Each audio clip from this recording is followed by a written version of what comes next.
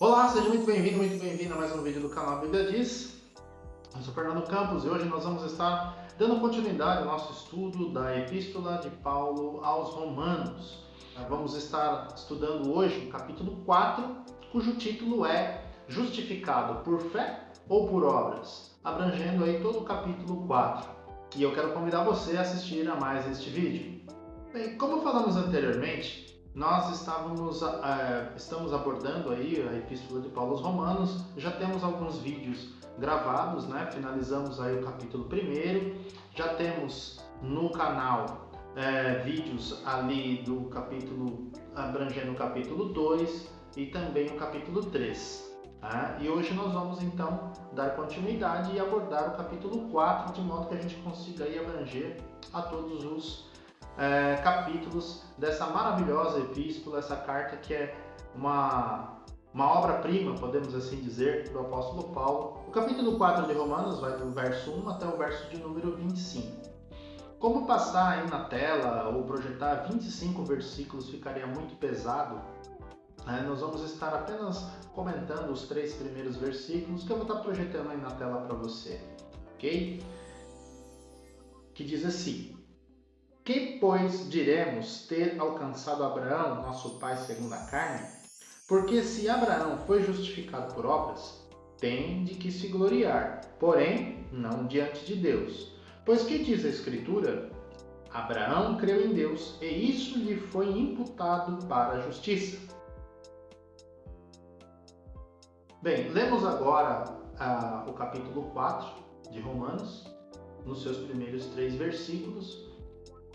Mas eu gostaria, antes de mais nada, mais uma vez, reforçar com vocês que não são inscritos ainda no canal para que se inscrevessem no canal. Você que gosta de estudo bíblico e tem interesse nesse tipo de informação, de conhecimento, então para que vocês se inscrevessem no canal. A vocês que já são inscritos, não esquecerem de deixar aquele joinha e também deixarem as notificações ativadas para que quando houverem novos vídeos sendo postados no YouTube, vocês possam estar recebendo a informação. E eu quero agradecer a vocês que já estão inscritos e que têm aí apreciado o nosso trabalho, têm colaborado para que a gente consiga atingir aí um número cada vez maior de pessoas. O meu muito obrigado a você que tem me assistido todo esse tempo. Muito obrigado.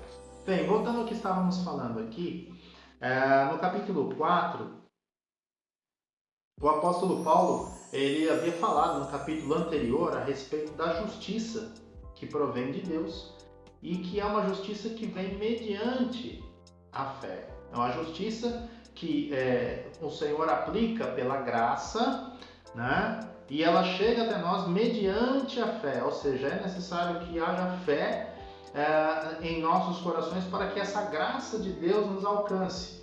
E no capítulo 4, ele vai estar exatamente, o apóstolo vai estar exemplificando como é que funciona esse negócio, que nós já falamos aí em vídeos anteriores, no capítulo 3, onde ele fala a respeito da justificação.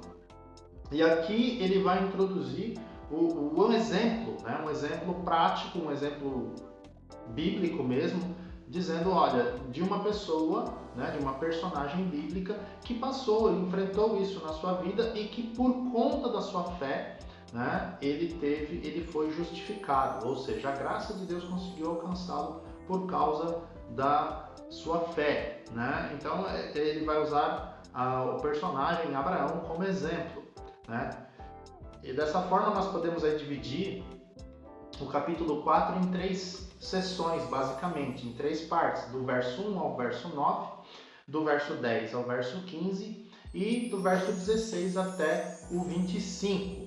Dando continuidade aqui, a gente pode colocar, por exemplo, do verso 4 em diante: ora, ao que trabalha, o salário não é considerado como favor, e sim como dívida. Mas, ao que não trabalha, porém, crê naquele que justifica o ímpio, a sua fé lhe é atribuída como justiça. E é assim também que Davi declara ser bem-aventurado o homem a quem Deus atribui justiça, independentemente das obras.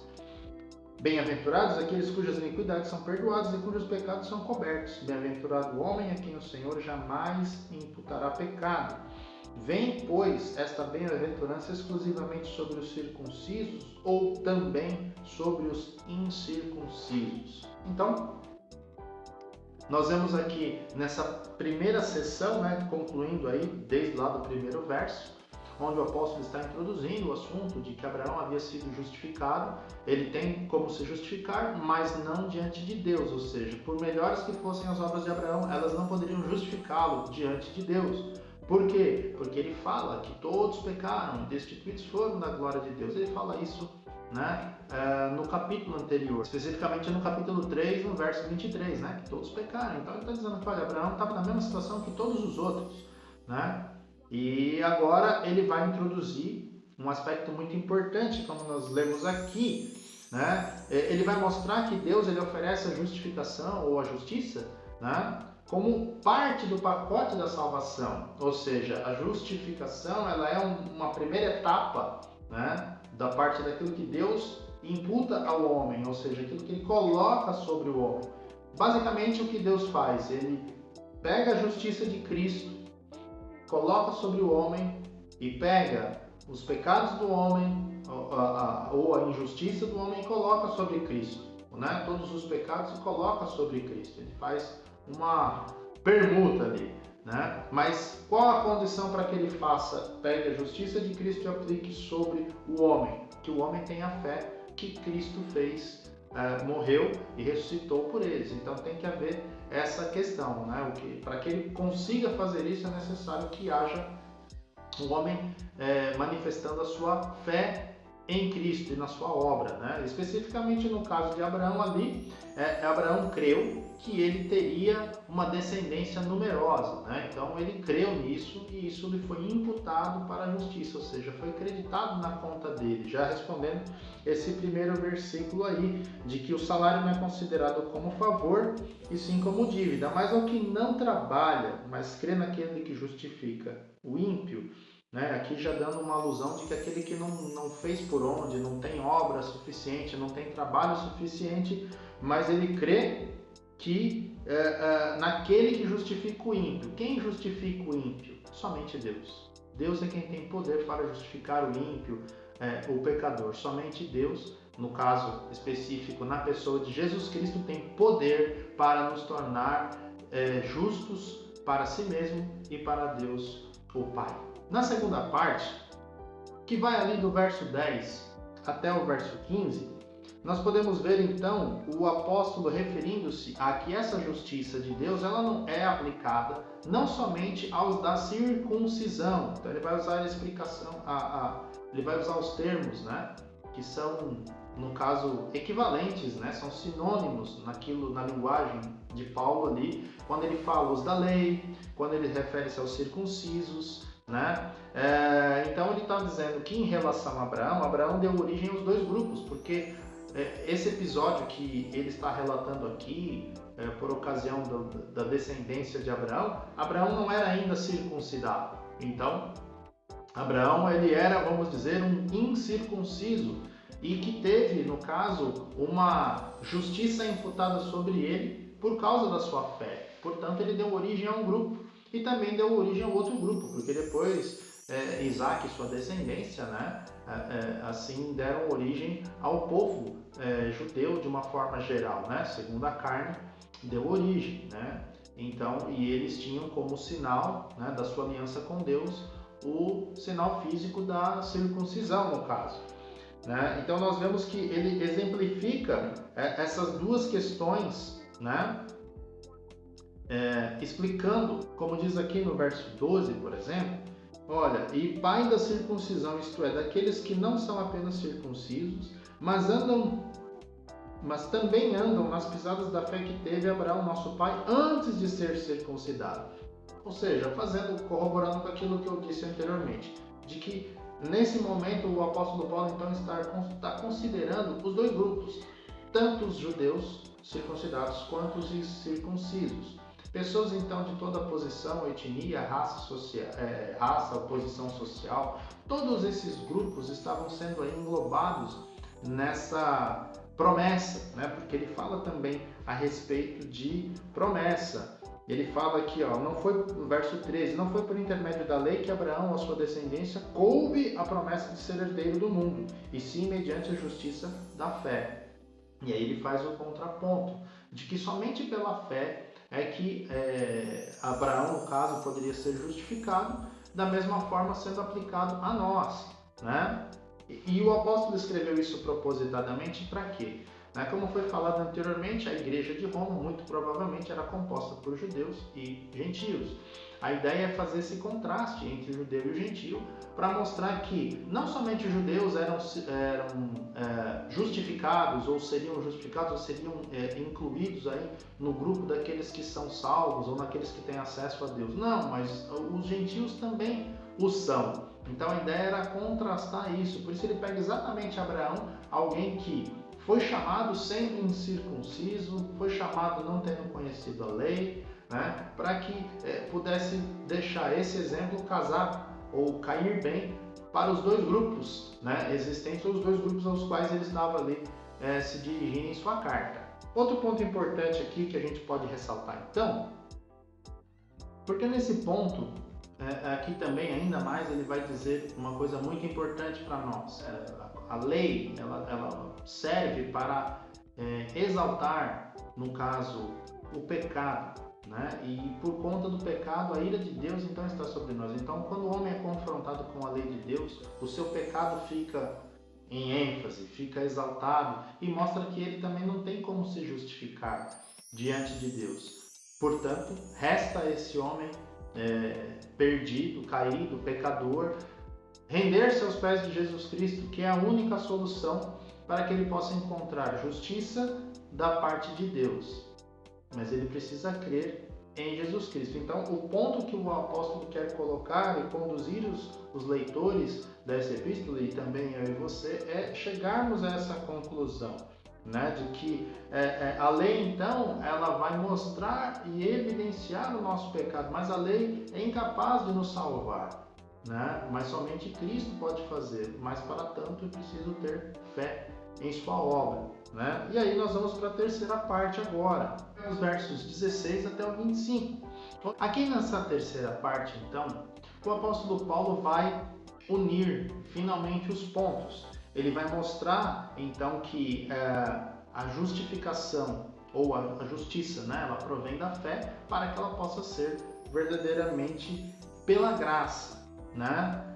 E que aqueles que creram em Cristo, sendo eles gentios ou judeus de nascimento, estão debaixo do mesmo guarda-chuva, ou seja, estão debaixo de Cristo, estão debaixo da graça de Jesus Cristo que eles a recebem por causa da sua fé. Então, isso permite que a justiça de Deus então alcance a vida deles. Como o apóstolo fala em outro lugar, por exemplo, lá em Efésios capítulo 2, nós estávamos mortos em delitos e pecados, mas ele nos deu vida. Então é mais ou menos esse o contexto aqui, é muito similar, né? Então, que fala aqui no verso de número 17, como está escrito, por pai de muitas nações te constituí, perante aquele no qual creu, o Deus que vivifica os mortos e chama à existência as coisas que não existem.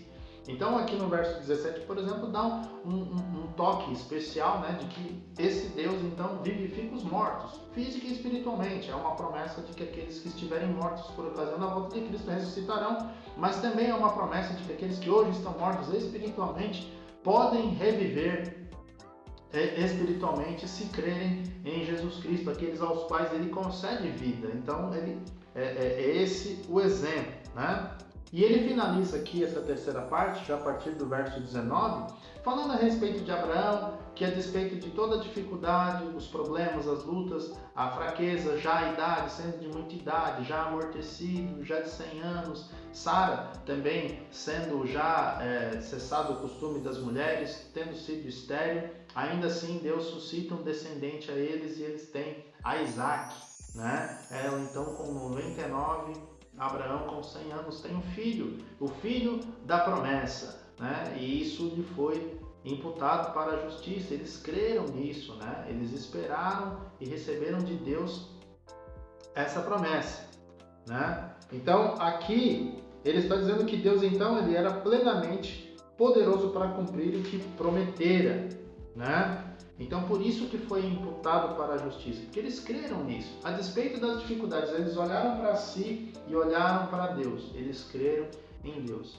E é isso que deve acontecer também na minha e na sua vida. A gente, a despeito das dificuldades, dos pecados que nós temos de lutar, as lutas, as paixões que a gente luta dentro da gente, as hostes espirituais da maldade, o mundo ao nosso redor, que muitas das vezes está no caos, está mergulhado, né? Ou como a própria palavra diz, jaz no maligno.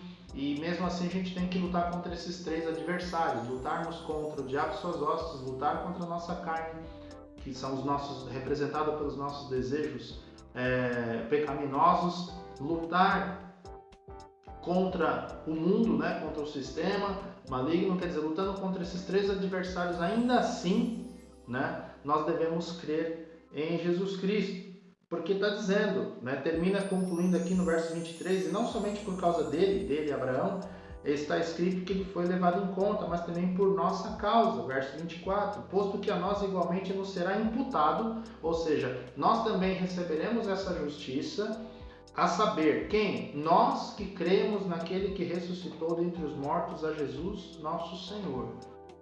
Então, está dizendo, e diz ainda e entrega o motivo pelo qual Cristo foi entregue para morrer na cruz. Ele morreu por causa das nossas transgressões e ressuscitou por causa da nossa justificação. Então, ele pagou o preço dos nossos pecados e ressuscitou para a nossa justificação. Ele reclamou para si, né, sendo justo, né, ele cumpriu toda a lei, ele guardou-se incontaminado de pecado enquanto esteve aqui, né? O seu sacrifício foi perfeito de forma que ele ele foi justificado. Então ele morreu pelos nossos pecados, ressuscitou para a nossa justificação. Se a gente for lembrar de Isaías 53, né, que fala que ele foi moído pelas nossas iniquidades, né, e ele carregou sobre si as nossas transgressões, né? O apóstolo aquilo que ele escreve aqui, finalizando o verso 25, é quase que um eco daquilo que Isaías 53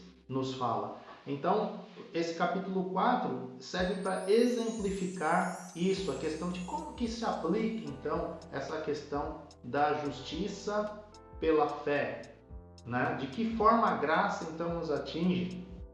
Ela nos atinge via justificação mediante a fé, né? Por isso, muito claramente, a gente vê que sem fé realmente é impossível agradar a Deus. Sem fé não tem como a gente se achegar a Ele. E corrobora com aquilo que é falado lá no comecinho de Romanos, né? Como nós já vimos aí em alguns vídeos atrás, Romanos capítulo 1, versos 16 e 17, pois o Evangelho é o poder de Deus para a salvação de todo o que crê, pois no Evangelho se revela a justiça de Deus, como está escrito, o meu justo viverá pela fé.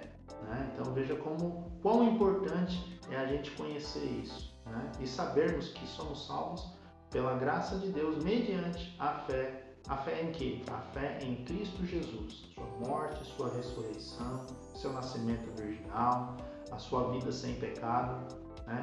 A sua ressurreição corpórea, sua ascensão aos céus e a promessa, né? E a certeza de que como ele foi, ele também voltará. Eu espero que você tenha gostado desse vídeo, né? Era o que eu tinha para passar para vocês hoje dentro do capítulo 4 de Romanos. E a gente espera poder se ver em uma próxima oportunidade. Deus te abençoe. Até a próxima.